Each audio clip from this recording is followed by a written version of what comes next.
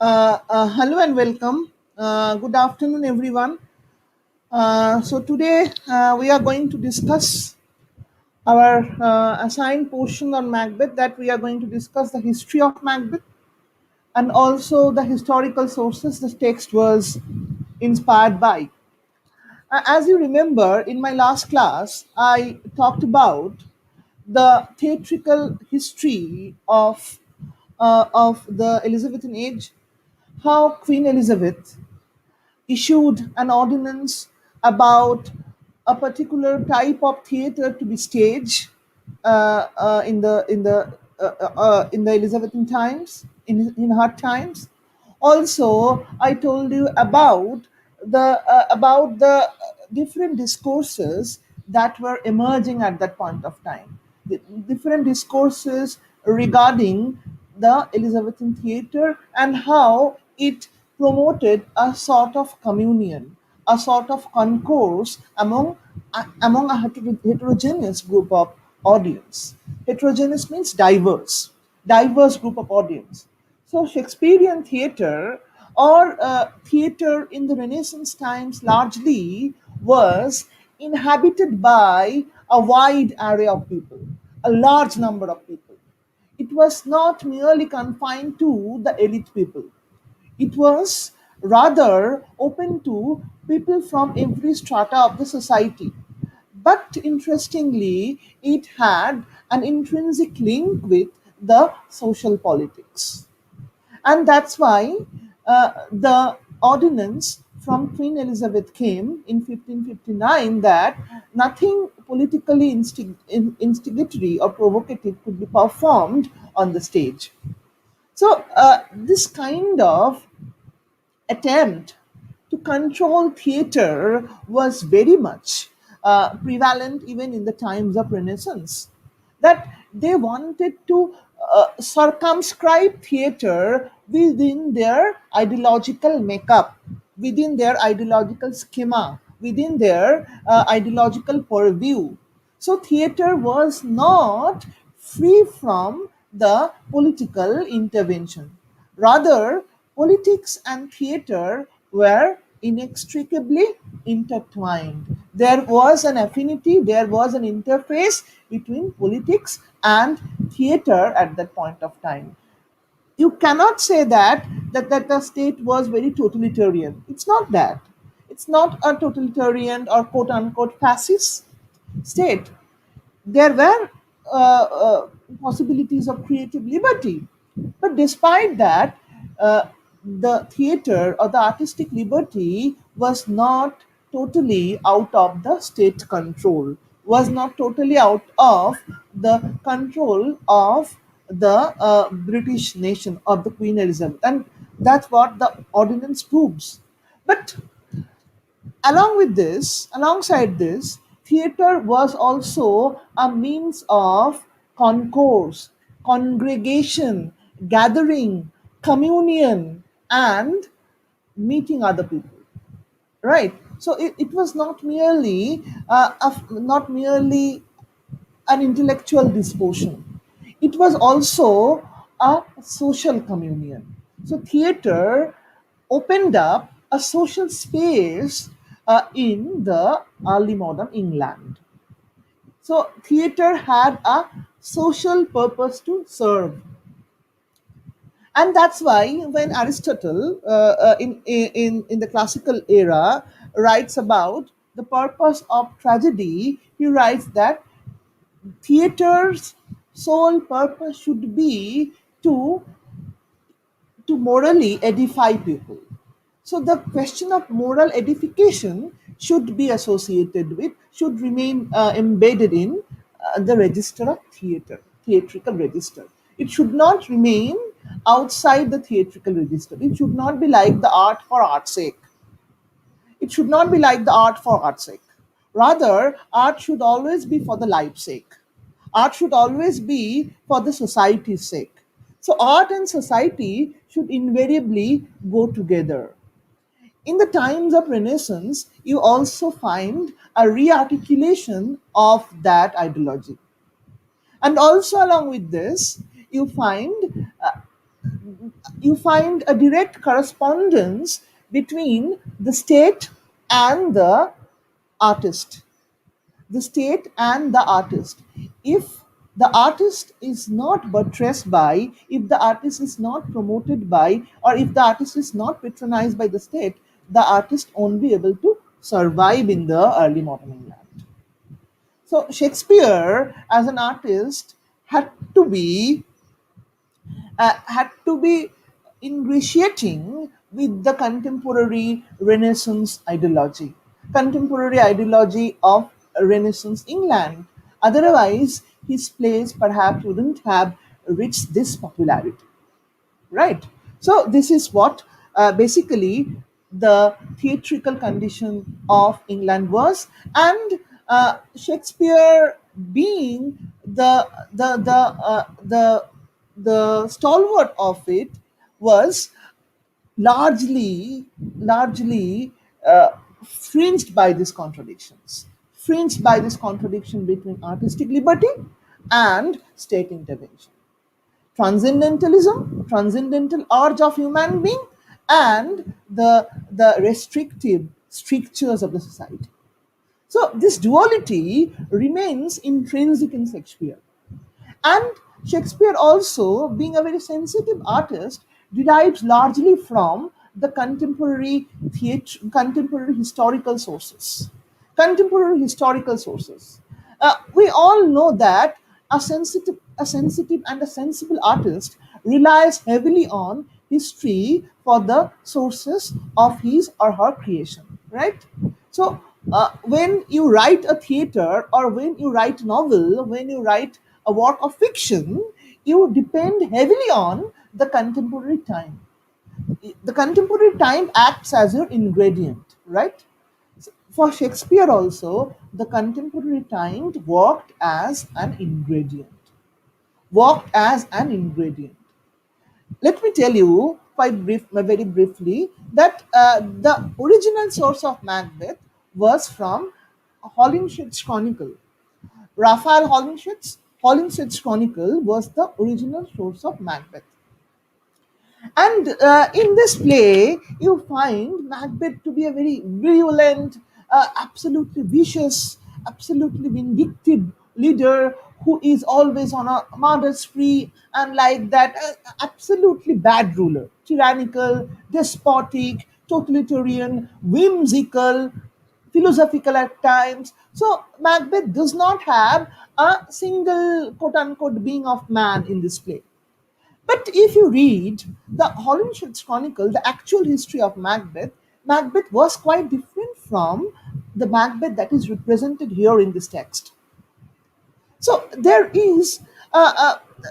story that there is a story that Shakespeare procures from the Holinshed's Chronicle, but it's not that Shakespeare is exactly following that story.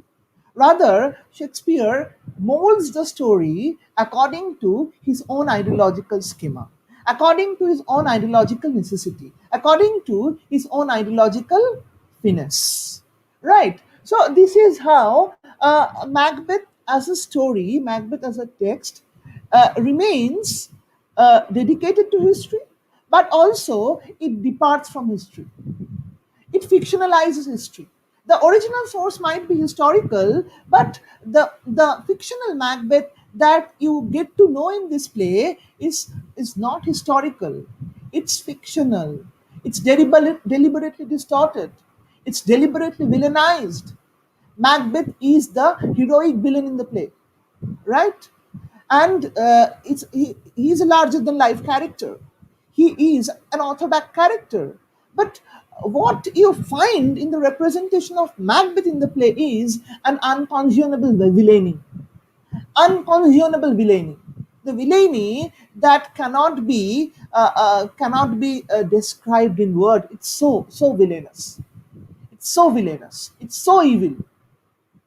Even if there are contradictions in Macbeth, even if there are provocations in Macbeth, even if there are instigations in Macbeth, still Macbeth remains the epitome of evil in the play. But in actuality, In the actual history, Macbeth was not that evil character. Macbeth was a grey character. You know what a grey character means? A grey character is neither good, neither completely good, nor completely bad.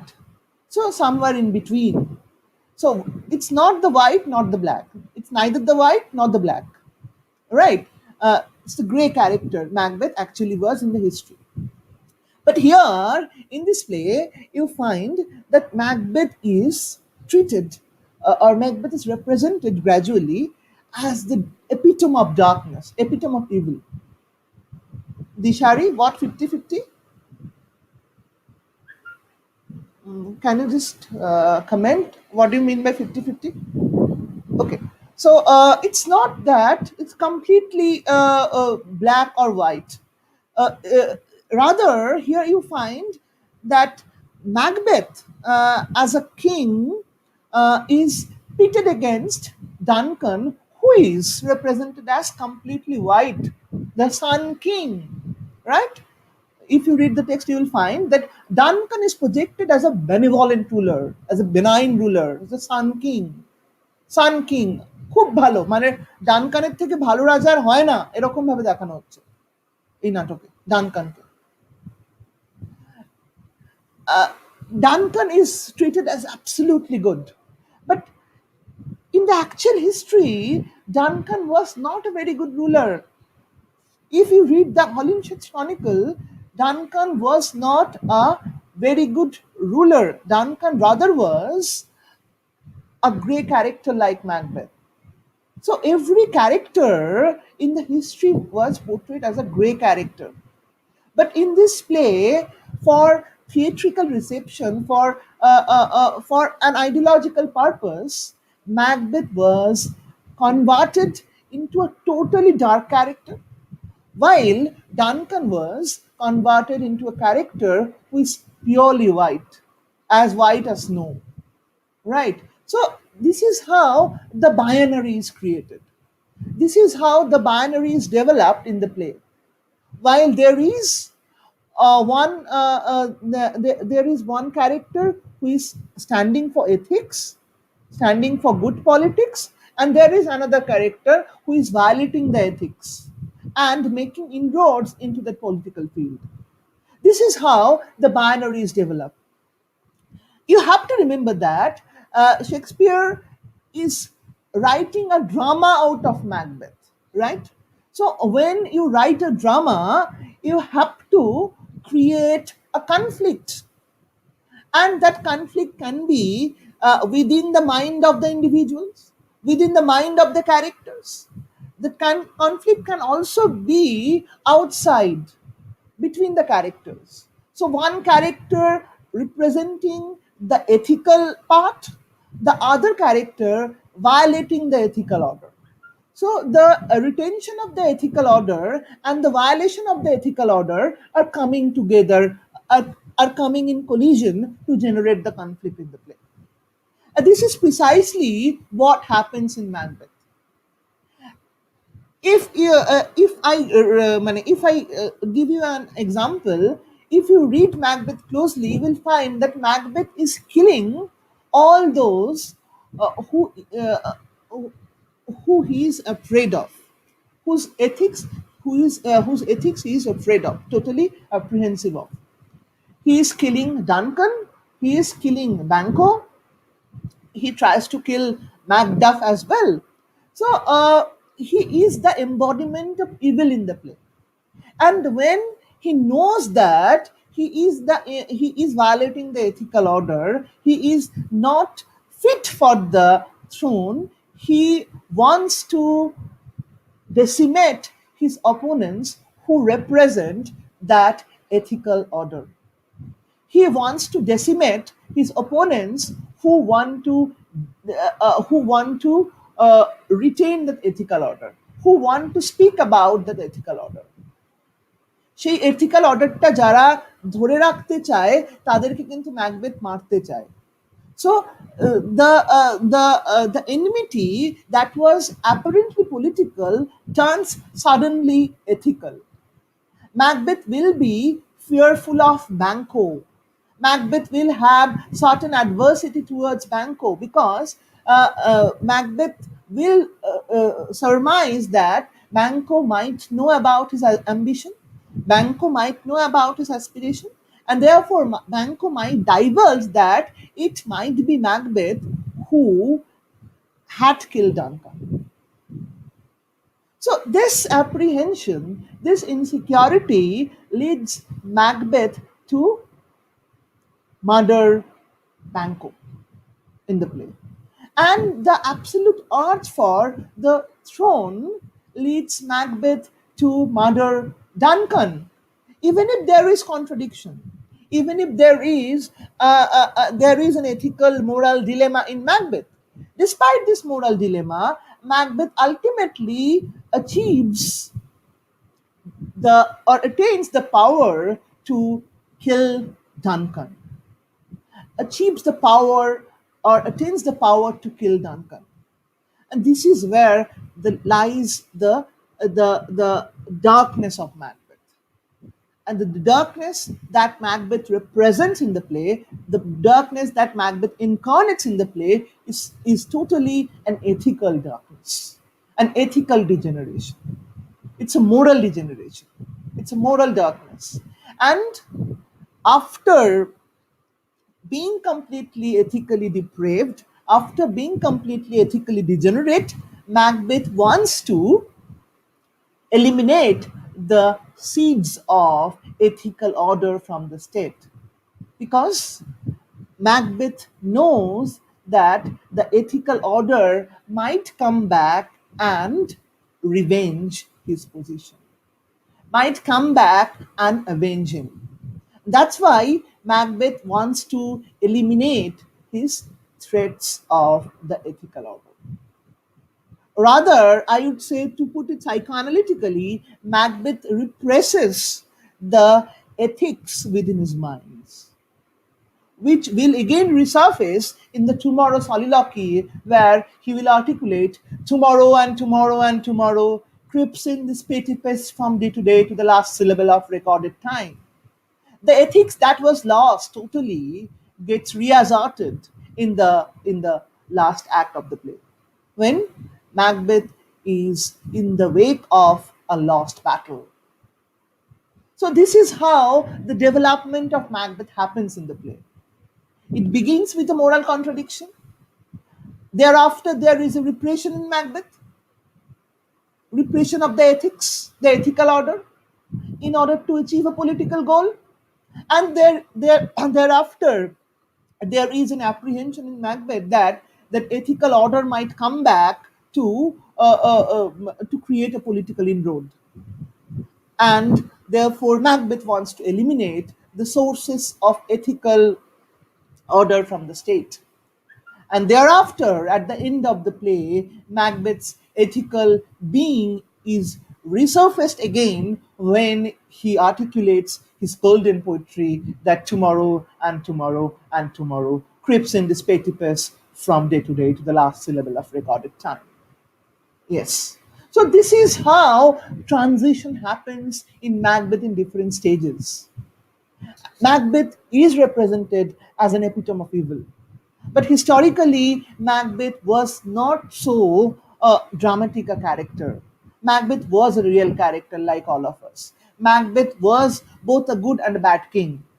Macbeth has a tenure of 17 years, 17 long years. If one has a tenure of 17 long years, you can understand that that person cannot be as bad as it's represented in the text, right? So, this is how the play politicizes the history of Macbeth. But let me come to the point, why does it politicize the history of Macbeth? While Macbeth was written in 16. Macbeth was written in. I will not say written. Macbeth was first performed in 1606. If we read the performance history of Macbeth, Macbeth was first performed in 1606, and we all know that in 1603, King James the First of England and King James the Sixth of Scotland came to the throne. So there is a unification between England and Scotland. And very interestingly, you find there is a Scottish setting in Macbeth. Macbeth is the king of Scotland, not the king of England. So it's a Scottish setting. And as if England and Scotland are treated to be integrated in the play, although there will be an indication that the British king is the British king Yuan Seared is revolting against this, but apparently if we read it quite politically, we find that England and Scotland are treated together. And when there is an anarchy in the state of Scotland, the Scottish people take assistance from the British people. So it gives you an interesting account of the unification between two lands, English land and the Scottish land. Also, there was a very important source of Macbeth, that is the Gowrie conspiracy. Gowrie conspiracy. I'm just writing the name here in the comment box. What is Gowrie conspiracy? I will read it. Gory conspiracy, and the term gory conspiracy, with an obvious pun on its title, it's obviously bloody, but the conspiracy was actually hatched by or orchestrated by all of Gory against King James. Okay, so the plot of Gory Conspiracy was adapted into Macbeth, in especially in the revolt of MacDonald against Duncan. Let me read briefly about the Gory's conspiracy. On 5th August 1600, the Earl of Gorey attempted to assassinate James, still the King of Scotland, when on a visit to Gorey's castle as a royal guest. The plot was foiled. Gorey and his fellow conspirators were apprehended and executed, and regicide avoided. After James became the King of England, the company of players enjoying his patronage, the King's Men, of which Shakespeare was a member, I told you about perhaps about the King's Men. Shakespeare was a member, put up a play, Gory, in 1604.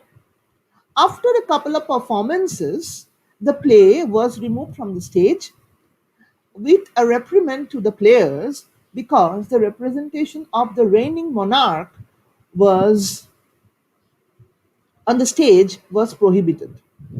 This event had obvious similarities to the situation in the play in which a regicide is actually carried out by a trusted follower. Right. So, Gauri conspiracy, যেটা হচ্ছে যে Earl of Gauri attempted to assassinate King James. And here in this play, also, you have a subplot of regicide, that is, Macbeth is assassinating King Duncan. Macbeth is assassinating King Duncan. However, in the actual historical play, in the actual historical plot line, the attempt was foiled. Gory and his fellow conspirators were executed, and became the king of Scotland. King James became the king of England after this, and the company of players enjoying his patronage, the Kingsmen, put up a play, Gory, in the name of the play is Gory, in 1603. 1603. Okay, in 1603, sorry, in 1604, after a couple of performances, the play was removed from stage with a reprimand to the players because the representation of the reigning monarch was not permitted on the stage. So gory conspiracy might have had an obvious influence on Shakespeare. Shakespeare might have been influenced by the gory conspiracy, by the plot of treason that was operating at that point of time. Yes, and also there was gunpowder plot. Let me read out what the gunpowder plot was. The gunpowder plot, on November 1605, an attempt was made to blow up the parliament when in session and kill, among others, the king. The conspirators supposedly included Father Henry Garnet, the Jesuit superior in England. During his trial in March 1606, he was accused of equivocating, of modifying his spoken confessions with unspoken reservations in the mind. This strategy was known to be frequently adopted by contemporary Catholics to avoid religious persecution. So let me read again. The conspirators supposedly included Father Henry Garnet, the Jesuit superior in England. During his trial in March 1606, he was accused of equivocating, of modifying his spoken confessions with unspoken reservations in his mind. This, this strategy was known to be frequently adopted by contemporary Catholics to avoid religious persecution. Even in this play, you find that in Macbeth, you find that equivocation appearing as a major trope. Equivocation appearing as a major trope of negotiation. As Lady Macbeth puts it, look like the flower, but be the serpent under it. So you have to equivocate. You have to assume a different identity. You have to conceal the truth. If you sorry, if you reveal the truth, it will be like a open text, and that's why you have to know how to equivocate, how to put up a facade in front of yourself rather than showing your true self. So, this question of improbity, this question of regicide, this question of politics, and this question of religion all are intertwined in Macbeth. So, Macbeth is not merely a fictional representation of treason or of regicide or of the contemporary politics. Rather, it covers up all the issues like the theatrical representation, the contemporary politics, role of women in the society, also the role of witches. I will talk about demonology, role of witches, and also about the art of equivocation. So Macbeth is considered to be the best example of Renaissance drama, Renaissance play, because it embraces so many issues together. It shows the intersection between politics, religion, society, art, everything. You have Macbeth articulating golden poetry. You also have the drunken porter knocking at the hell gate. You also have the prophecies made by the witches. So, different aspects of the Renaissance times or the Elizabethan times are coming together in Macbeth. It's not merely about the transgression of a single individual for the throne. It's not merely about the ambition of a single individual for power. It's not merely about the inner contradiction about a single individual for in search of happiness. Rather, it's also about the contemporary society, contemporary theater, contemporary life, contemporary religion in general. And that's why when King James the First came to the throne, Macbeth was produced in order to show what could be the punishment for such treason. The treason that King James had merely escaped. The treasons that King James had nearly escaped. King James always a target, was always a target. I told you about the Gori conspiracy, also the gunpowder plot. In both the cases, King James' life was threatened, and all both the cases, in both the cases, contained instances of treason, sedition, regicide, and through Macbeth, it's portrayed that if regicide is implemented, what could be its probable outcome? If the king is murdered, the whole state will degenerate into darkness. The whole state will uh, will will start revolting against the king who murders the reigning king of the state. So, this ethical point of departure that Shakespeare shows in Macbeth has definitely has definitely an ideological balance behind it, has definitely an ideological purpose behind it, and this ideological purpose was provided by King James I. Shakespeare's play was patronized by King James I. Shakespeare was a state sponsored artist. Shakespeare did nothing to go against the contemporary social politics, contemporary society. Rather, he ingratiated, as I told you about, himself with the contemporary social politics. And that's why he was part of the King's Men. That's why he relied heavily on the historical sources and fictionalized them, because Macbeth was not a descendant of Banco King, but King James was historically.